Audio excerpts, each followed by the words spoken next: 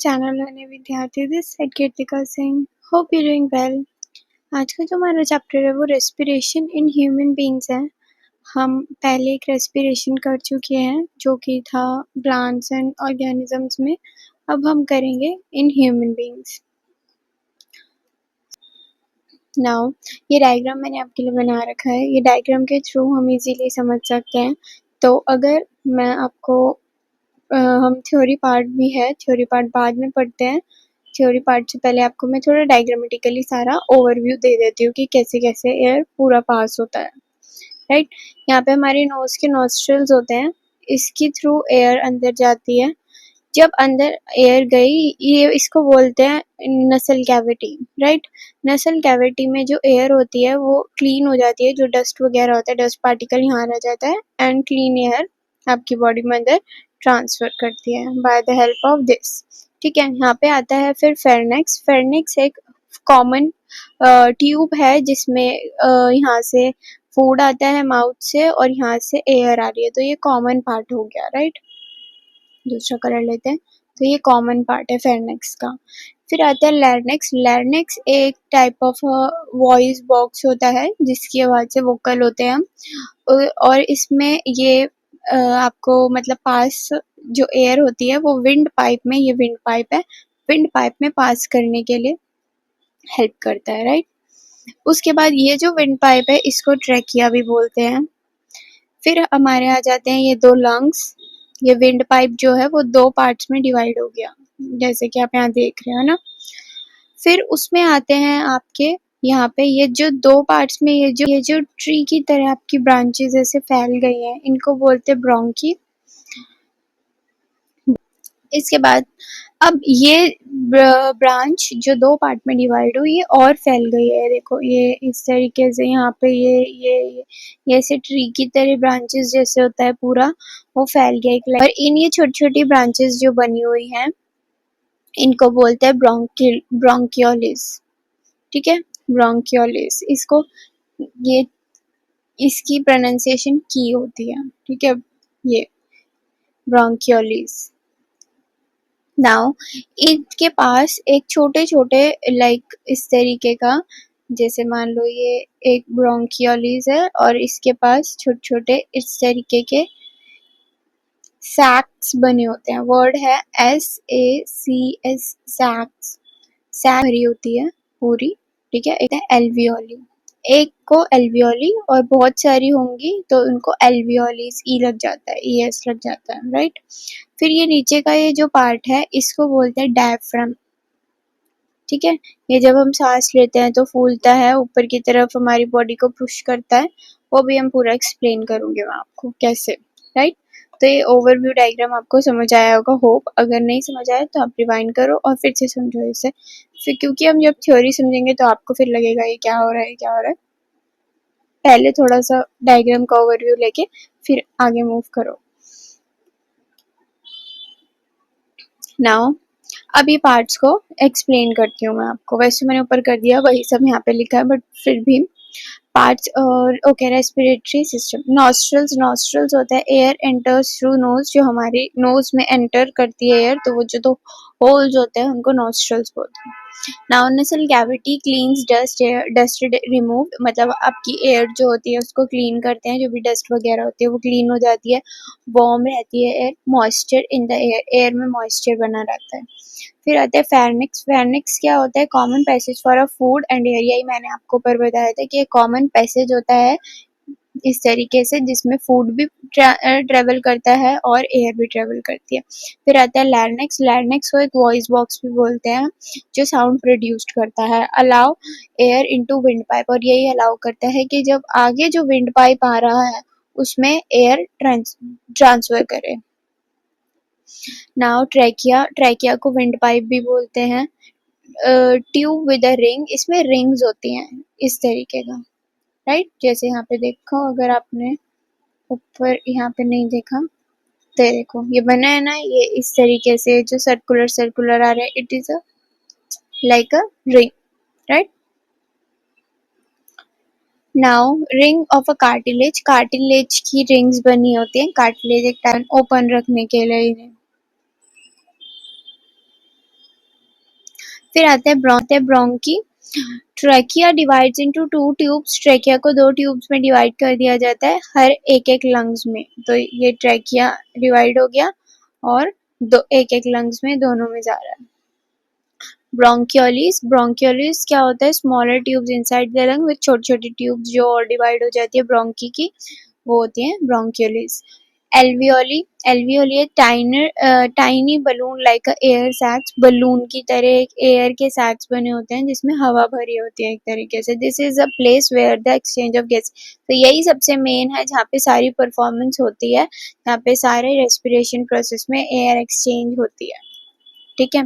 फिर आते हैं डायफ्राम। डायफ्राम मैंने आपको दिखाया, एक डोम शेप मस्कुलर मसल होती है। इस तरीके से एक बैग होता है पूरा मसल्स का बना हुआ, डोम शेप होता है। सो हेल्प्स इन ब्रीथिंग, जो ब्रीथिंग में हेल्प करता है और लंग्स के बिल्कुल जस्ट नीचे प्रेजेंट होता है, देखो, right. Now process of breathing. Breathing की क्या प्रोसेस होती है? पहले हम इनहेल करते हैं, इनहेलेशन, ब्रीथिंग इन। डायफ्राम मूव्स डाउन होता है नीचे की तरफ। जब आप इनहेल करते हो, आप देखते हो हमारी जो चेस्ट कैविटी होती है, जो हमारा चेस्ट का एरिया होता है, वो बाहर की तरफ ऐसे निकल जाता है, राइट। हमारा पेट भी एकदम फूल जाता है। रिब्स मूव अप, जिसकी वजह से रिब्स हमारे ऊपर मूव करते हैं एंड आउट आ जाते हैं, जो भी मैंने बताया, और लार्जर हो जाते हैं। Air rich in oxygen enters in the lungs, और जो एयर रिच होते हैं ऑक्सीजन से, वो हमारी बॉडी में लंग्स में एंटर करती है। एक्सेलेशन, ब्रीथिंग आउट, जब हम सांस बाहर छोड़ते हैं। Diaphragm moves up. अब जो डायफ्राम होगा वो ऊपर की तरफ मूव करेगा क्योंकि वो उसको रिलैक्स मिला है। वो जैसी उसकी शेप थी वो वापस उसी शेप में आ जाएगा। रिप्स मूव डाउन, और रिप्स जो होंगे वो नीचे की तरफ मूव करेंगे एंड इन, अंदर की तरफ से नॉर्मल हो जाते हैं हमारी बॉडी जैसे ही हम एक्सेल करते हैं। Chest cavity become smaller. Air rich in carbon dioxide goes out, जो एयर कार्बन डाइऑक्साइड थी जिसमें ज़्यादा प्रेजेंट, वो बॉडी से बाहर निकल जाती है। This continuous process in inhalation and exhalation called breathing. इसी इनहेलेशन और एक्सहेलेशन को क्या बोलते हैं? ब्रीथिंग। अगर आपसे ब्रीथिंग पूछते हैं और अच्छा खासा 2 नंबर का भी क्वेश्चन आता है, तो 2 से 4 नंबर के क्वेश्चन में आप ये लिख सकते हो, राइट। यहाँ पे डायग्राम में दिखा रखा है, देखो, जब इसने इनहेल करा तो इसका पेट देखो किस तरीके से ऐसे बाहर आ गया, चेस्ट कैविटी बाहर आ गई। जैसे ही उसने एक्सहेल करा, बाहर आई एयर, तो आप देखो नॉर्मल हो गया बॉडी। तो ये आपके साथ भी होता है। Now gaseous exchange. गैसेस को लंग्स एंड सेल्स में, right. Inside lungs there are a tiny sacs called alveoli. मैंने आपको बताया था छोटे छोटे सैक्स होते हैं, वो ये सैक्स हैं। ये देखो इस तरीके से सैक बने हुए हैं, ठीक है। Oxygen from inhaled air passes into the blood. जो आपने इनहेल करी है एयर, अब जो उसमें ऑक्सीजन प्रेजेंट है, ये देखो ऑक्सीजन कहाँ जा रही है? ये ब्लड में। अच्छा, ये क्या है? ब्लड वेसल्स हैं, ठीक है। अब ये जो ब्लड है, इसमें क्योंकि ये जो हमारे सैक्स होते हैं, उन सैक के ऊपर ये जो वेव्स हैं, ये चिपकी होती हैं पूरी। जो नर्व्स हैं, ये ब्लड वेसल्स हैं, ये सारी क्या है? इनके ऊपर प्रेजेंट है एक दूसरे पे। तो इसकी वजह से जो सेल टू सेल कनेक्ट होते हैं, तब क्या होता है? जो ऑक्सीजन के क्या कहते हैं, एयर में जो ऑक्सीजन है वो ट्रांसफर हो जाती है ब्लड में थ्रू द जो इनकी ये जो वॉल है, इनकी हेल्प से, दोनों की मेम्ब्रेन जो होती है उनकी हेल्प से।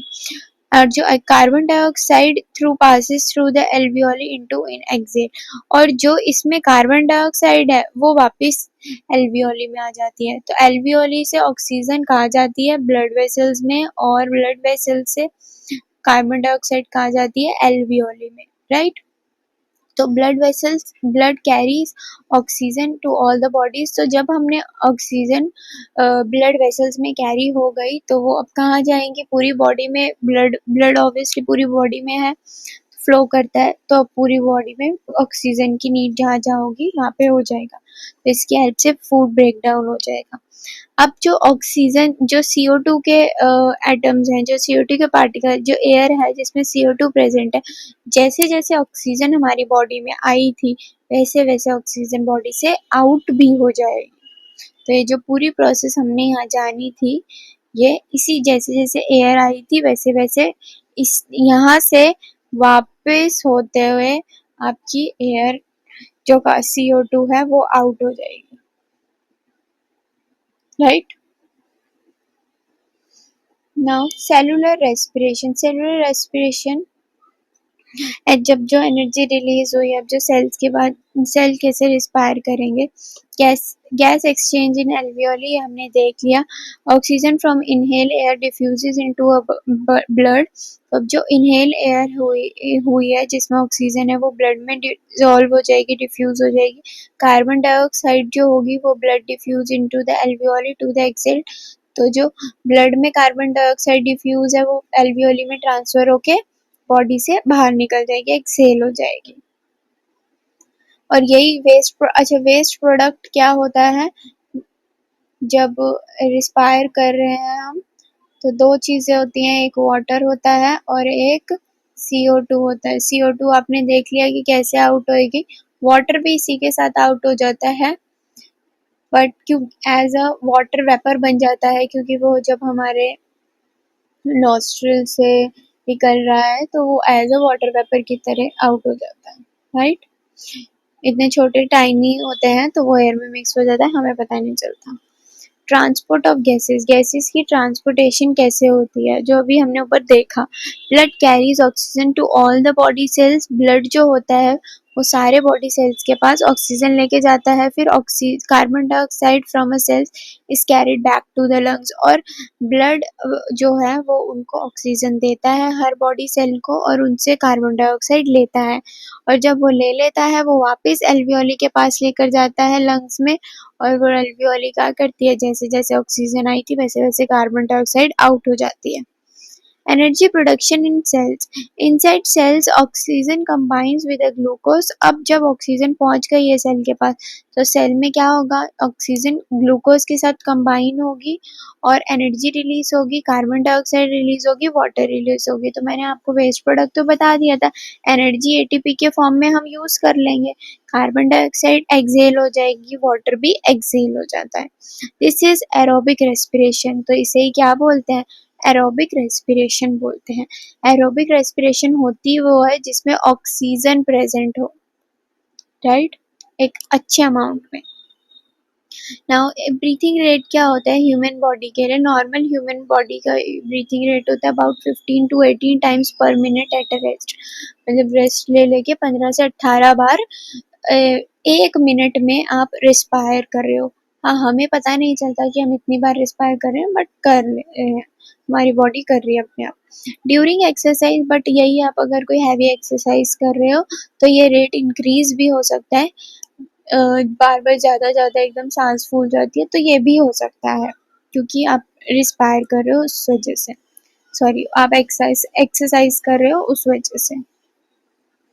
क्योंकि एक्सरसाइज कर रहे हैं हमारी बॉडी थक रही है, ठीक है, तो अब क्या होता है, क्योंकि हमारी बॉडी को अब ज़्यादा ऑक्सीजन चाहिए बार बार, तो इसीलिए वो ज़्यादा रिस्पायर करती है, बाद ज़्यादा ब्रीथिंग रेट बढ़ जाता है, दैट्स वाई। सो अगर आपको कुछ भी समझ आया हो, आपको अच्छा लगा हो तो please do like subscribe my channel, और कमेंट कर लें अगर कोई डाउट हो तो, और सब्सक्राइब और लाइक शेयर तो ज़रूर करना, और पहले की वीडियो का भी मैं लिंक डिस्क्रिप्शन में डाल दूँगी जो प्लांट्स एंड ऑर्गेनिजम्स पे है, तो आप उसे जाके ज़रूर चेकआउट करना, right? Okay, bye bye, take care.